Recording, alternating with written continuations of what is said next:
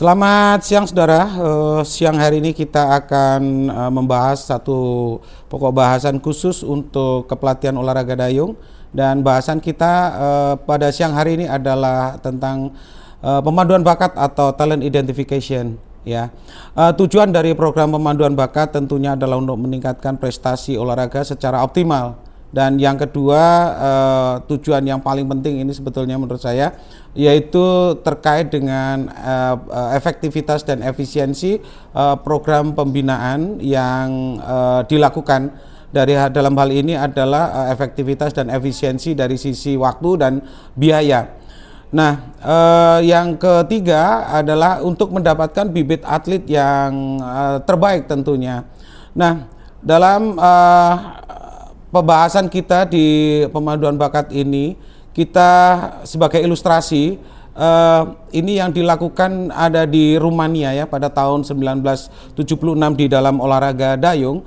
Pada saat itu Rumania melakukan proses identifikasi bakat pada calon atlet putri yang ada di sana. Ada 27.000 wanita yang anak-anak di sana yang calon atlet ini yang mencoba untuk dilakukan pemanduan bakat. Dari 27.000 itu terjaring sebanyak 100 orang. Nah, pada 100 orang itu dilakukan pembinaan pada tahun 1978, jadi sekitar 2 tahun.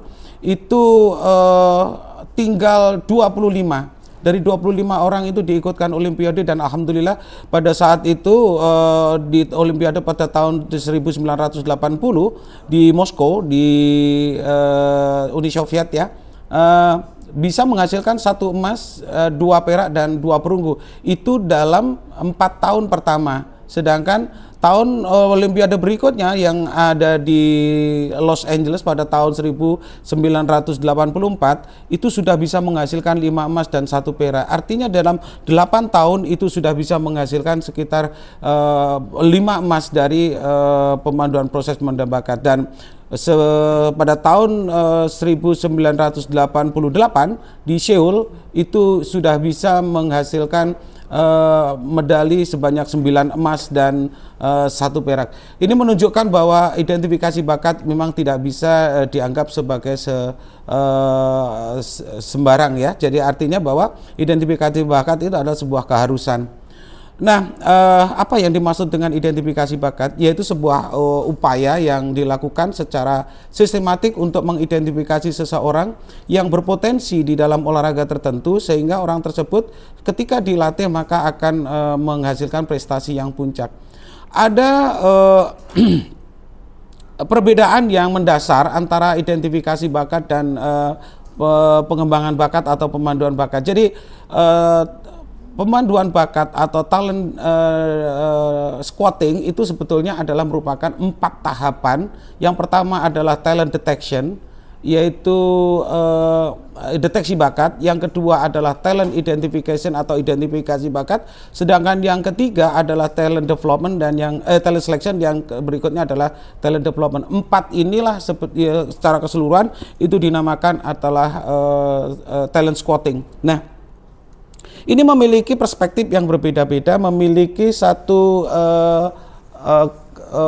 mekanisme yang berbeda-beda antara masing-masing dan memiliki tujuan yang berbeda-beda pula.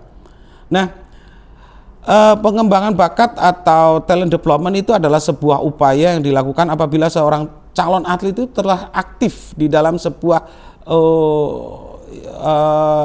cabang olahraga tertentu. Nah, ini dikembangkan di sana. Ini merupakan kelanjutan dari talent detection. Nah, sebetulnya apa sih yang menjadi tujuan dari identifikasi atau identifikasi bakat ini? Tentunya adalah memberikan kesempatan bagi atlet muda berbakat untuk mengembangkan keterampilan olahraganya secara benar. Jadi hanya orang-orang yang berbakatlah yang dikembangkan di situ.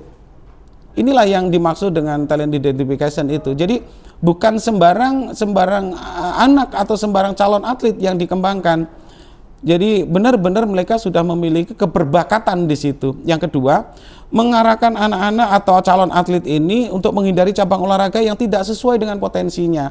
Sebagai contoh, dia ini adalah atlet rowing. tetapi secara bakat dia sebetulnya dipaksa di atlet canoeing. Nah, yang seperti ini adalah sebuah proses yang salah, ya, kurang tepat. Dan yang ketiga adalah memberikan rangsangan agar anak berpartisipasi olahraga yang sesuai dengan potensi, sehingga mereka memiliki motivasi yang tinggi untuk ikut di dalam olahraga tersebut. Dan berikutnya adalah seleksi bakat. Apa yang dimaksud dengan seleksi bakat? Seleksi bakat ini adalah sesuatu yang dilakukan terutama dalam rangka untuk pembentukan sebuah tim. Sebagai contoh, kalau di Indonesia mungkin ada tim yang akan diterjunkan untuk SEA Games, tim yang ditentukan untuk Asian Games, tim yang dibentuk untuk PON kalau di tingkat provinsi, atau tim yang dibentuk untuk persiapan Porprov. Ya, yang seperti ini adalah dilakukan dengan namanya talent selection atau seleksi bakat. Jadi perbedaannya nyata sekali bahwa kalau talent selection ini adalah memang dibentuk untuk atau dilakukan untuk membentuk sebuah tim yang akan diterjunkan di dalam sebuah event. Terus kemudian, nah, ada perbedaan-perbedaan di antara empat ini, terutama yang talent detection. Talent detection itu biasanya hanya berdasarkan pengamatan. Ini diberlakukan pada anak-anak yang secara alamiah memang belum terlalu aktif di dalam olahraga tertentu, namun dia memiliki satu parameter-parameter yang dibutuhkan di dalam olahraga tertentu, misalkan tinggi badan, panjang lengan, panjang tangan. Kalau ada anak yang tungkainya panjang, lengannya panjang, tinggi badannya atau togoknya panjang, ini adalah sangat cocok untuk dibina atau diseleksi di dalam olahraga rowing misalkan seperti itu.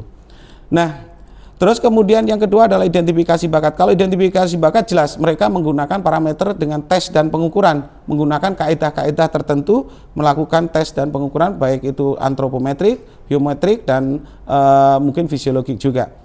Terus berikutnya adalah talent development adalah suatu proses dari talent detection, talent identification, kemudian dilanjutkan dengan talent development, dan terakhir itu adalah talent selection. Ini adalah untuk pembentukan tim. Nah, ada dua metode yang digunakan di dalam identifikasi bakat. Yang pertama adalah dengan menggunakan metode alamiah. Yang kedua adalah menggunakan metode ilmiah. Saudara-saudara tahu bahwa dua metode ini semuanya digunakan di Indonesia. Ya, apakah metode alamiah lebih baik dari metode ilmiah? Menurut saya juga tidak selamanya benar. Demikian juga sebaliknya, metode ilmiah apakah lebih baik dari metode alamiah? Ini juga tidak 100% benar. Namun demikian kita bisa menggunakan dua combine, ya, kombinasi antara metode alamiah dan metode ilmiah di dalam seleksi bakat atlet. Nah, dalam identifikasi bakat atlet. Yang alamiah ini tetap digunakan karena memang ini merupakan bagian yang secara natur mereka itu akan natural, mereka itu akan terbentuk di sana, sehingga akan proses pembinaannya akan lebih gampang. Sebagai contoh, kalau misalkan kita mengilustrasikan, menggambarkan Indonesia bagian timur, misalkan di NTT misalkan, NTT dengan topografi wilayah yang seperti itu, dengan dinamika masyarakat yang seperti itu, kebiasaan masyarakat yang seperti itu, maka di sana banyak sekali anak-anak yang berbakat di olahraga atletik.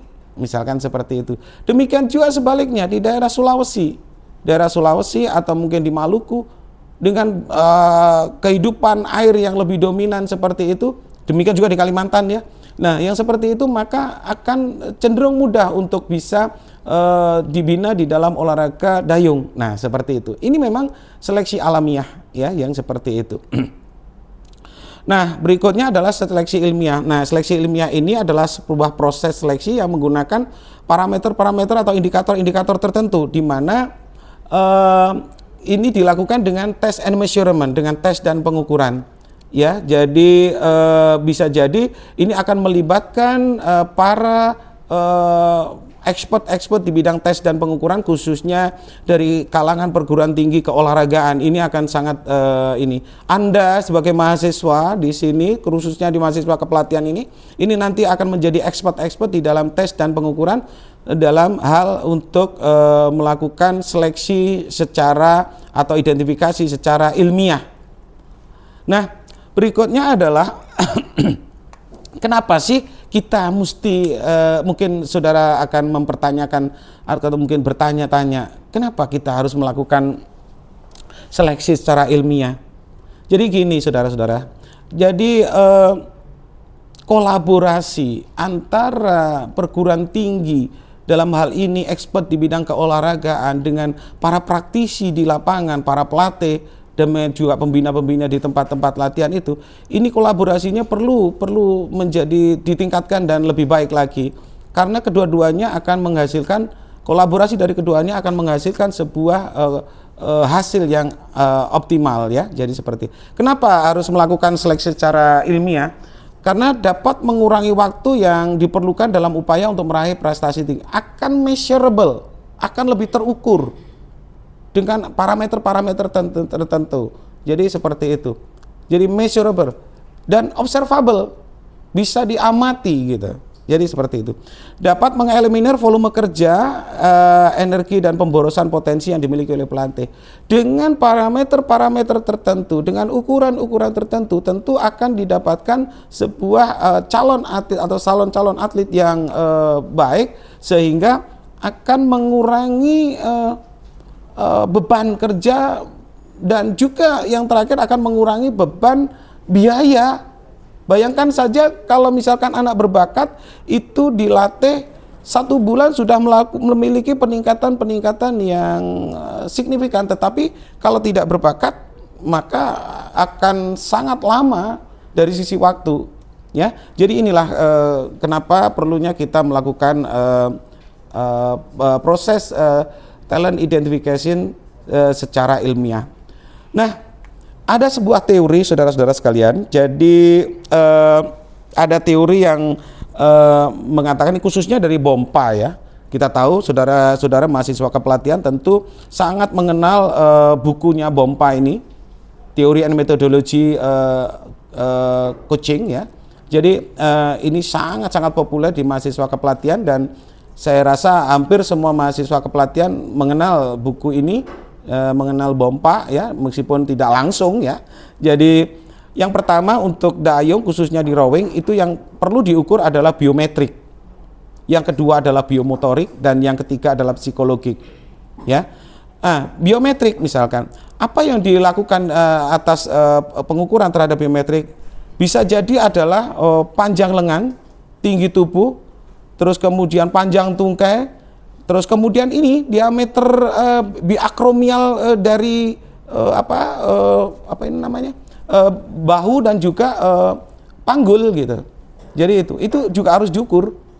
Karena begini, kalau lengannya panjang, maka ini akan menghasilkan power yang lebih, ini dalam hukum biomekanik ya, jika ototnya memiliki kekuatan yang besar ya. Namun sebaliknya saudara-saudara sekalian, jadi kalau misalkan ototnya lemah, meskipun ini panjang ya tentu justru malah menjadi penghambat. Tetapi kalau sama-sama dilatih dengan latihan yang benar, maka ini akan menghasilkan power yang luar biasa. Demikian juga tungkai ya. Bahkan di rowing itu ada satu teori yang mengatakan bahwa rowing itu 70% itu dari tungkai. Power yang digunakan yang untuk menggerakkan perahu ke depan. Berikutnya adalah biomotorik ya. Biomotorik itu tentu akan dites atau dites tentang koordinasi, kekuatan atau strength, daya tahan atau endurance. Daya tahan bisa daya tahan aerobik dan anaerobik saudara. Ya, jadi nanti akan kita pada tahapan berikutnya akan kita bahas daya tahan aerobik dan anaerobik, karena dayung itu selain aerobik, energi aerobik dan juga anaerob ya. Jadi seperti itu. Demikian juga power ya. Tentunya power ini sangat-sangat dominan di dalam olahraga rowing. Dan terakhir adalah yang terkait dengan indikator ini, Bompa mengatakan ya terkait dengan psikologi. Kita bisa bayangkan saudara-saudara sekalian, jadi di dalam latihan dayung itu sampai berjam-jam di situasi yang sangat panas atau mungkin bahkan sangat dingin dengan beban kerja yang sangat tinggi sehingga bisa menimbulkan sebuah stres yang tinggi juga. Berikutnya ini ada satu teori tentang perform di dalam olahraga. Dengan teori ini Anda nanti akan bisa memberikan gambaran kira-kira apa yang perlu dilakukan. Yang pertama adalah teorinya Jones bahwa profil tentang performance seorang rower ya, itu yang pertama adalah aerobic capacity. Aerobic capacity seorang rower itu adalah sekitar 15% dari keberhasilan keseluruhan. Demikian yang kedua yaitu muscular endurance, yaitu daya tahan otot, ini 15% juga. Kemudian yang ketiga adalah terkait dengan teknik ya, teknik rowing. Kenapa teknik itu? Ini 30%. Kenapa teknik itu penting banget? Karena olahraga rowing itu sangat identik dengan prinsip-prinsip mekanika. Ya, penerapan prinsip-prinsip fisika di situ sangat dibutuhkan. Berapa sudut reger, berapa daun dayung itu sudutnya, berapa jauh tangan itu membuka dan lain sebagainya, ini sangat identik di situ. Sehingga teknik yang benar itu sangat dominan, yaitu 30%. Kemudian yang ketiga adalah psychological factor ya, faktor psikologis ya, tadi sudah saya sampaikan bahwa faktor psikologis sangat penting di sini. Terus kemudian anaerobic capacity, karena di rowing itu biasanya di start, di tengah maupun di akhir selalu menggunakan energi anaerob ya, start, di middle maupun di finish itu biasanya menggunakan energi anaerob. Dia nggak sempat lagi menarik napas untuk mendayung cepat ya, jadi seperti itu. Berikutnya adalah mobility. Mobility terkait dengan keseimbangan ya, kestabilan dan lain sebagainya. Kita tahu bahwa olahraga dayung itu hidup di dunia lain, bukan di dunia nyata seperti kita di darat. Jadi hidupnya di air, sehingga mobilitas itu sangat dibutuhkan di sana, di mana balance ya, stabilitas di sana juga sangat dominan. Demikian juga keseimbangan ya, keseimbangan sangat dibutuhkan di sana. Berikutnya adalah kekuatan. Kenapa kekuatan ini sekitar 4% ya dibutuhkan? Karena kekuatan untuk membangun power dan juga taktik. Jangan dikira kalau olahraga dayung itu tidak ada taktik di sana ya, dibutuhkan taktik dalam olahraga dayung. Demikian saudara untuk tatap muka pertama kali ini, dan saya akan mereview kembali beberapa hal yang terkait dengan pertemuan pertama, yaitu terkait dengan konsep tentang identifikasi bakat. Jadi identifikasi bakat itu adalah sebuah keharusan yang harus dilakukan dalam seluruhan proses pembinaan olahraga. Ya, identifikasi bakat sendiri adalah merupakan salah satu bagian dari talent scouting. Dan identifikasi bakat itu harus menggunakan indikator-indikator yang tertentu yang sesuai dengan kebutuhan di dalam cabang olahraga yang akan dikembangkan. Demikian saudara pertemuan kita untuk pagi hari ini, dan saya mohon saudara-saudara untuk bisa menggali secara dalam terkait dengan apa yang sudah saya sampaikan di depan tadi. Silakan kira-kira menurut saudara nanti bisa di list di dalam listnya. Di pertemuan berikutnya akan kita bahas. Saya ingin tugaskan kepada saudara untuk membuat list. Kalau misalkan ini ada dua cabang olahraga dayung yang ingin saya sampaikan kepada saudara supaya saudara mengelis di sana. Yang pertama adalah untuk olahraga rowing. Kalau untuk rowing itu kira-kira identifikasi bakat yang dibutuhkan, pengukurannya adalah apa saja, silakan di list di situ. Demikian juga yang kedua adalah tentang olahraga canoeing. Meskipun olahraga kanoing belum saya bahas secara khusus di sini, tapi saya minta saudara untuk bisa mencoba membuat list di situ, ada bisa menggunakan berbagai sumber yang ada di internet dan atau buku dan lain sebagainya. Demikian saudara, dan kita ketemu lagi di minggu berikutnya. Terima kasih.